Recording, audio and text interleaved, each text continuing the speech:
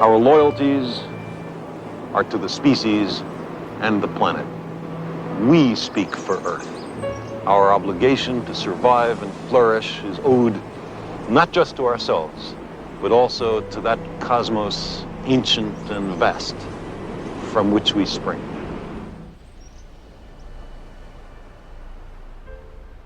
In our tenure on this planet, we've accumulated dangerous evolutionary baggage, propensities for aggression and ritual, submission to leaders, hostility to outsiders, all of which puts our survival in some doubt.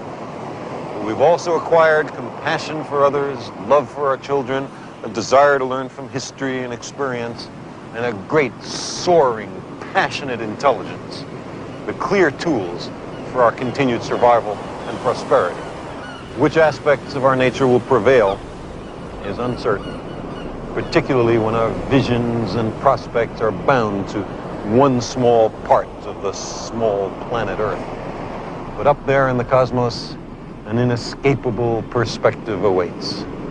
National boundaries are not evident when we view the Earth from space.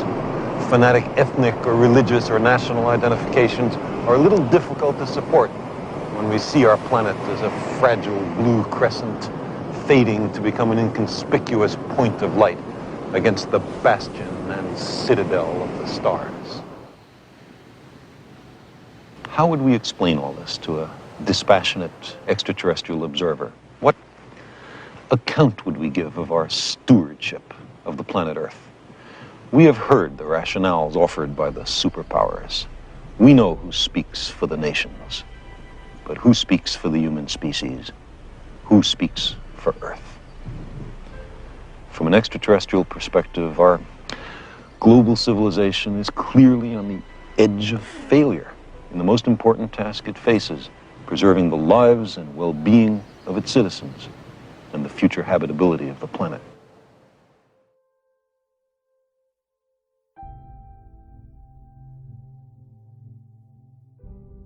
We've reached a point where there can be no more special interests or special cases. Fundamental changes in society are sometimes labeled impractical or contrary to human nature, as if there were only one human nature. But fundamental changes can clearly be made. We're surrounded by them. In the last 2 centuries, abject slavery, which was with us for thousands of years, has almost entirely been eliminated in a stirring worldwide revolution. Women, systematically mistreated for millennia, are gradually gaining the political and economic power traditionally denied to them.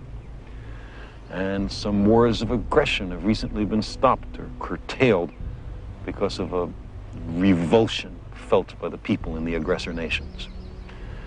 The old appeals to racial, sexual, and religious chauvinism and to rabid nationalist fervor are beginning not to work.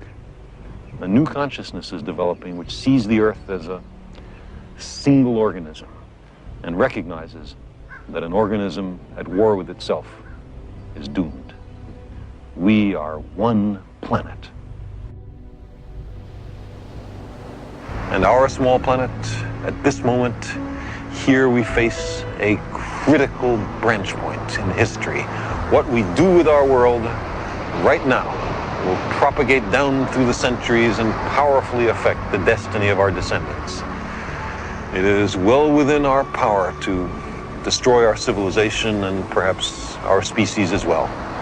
If we capitulate to superstition or greed or stupidity, we can plunge our world into a darkness deeper than the time between the collapse of classical civilization and the Italian Renaissance. But we are also capable of using our compassion and our intelligence, our technology and our wealth to make an abundant and meaningful life for every inhabitant of this planet, to enhance enormously our understanding of the universe and to carry us to the stars.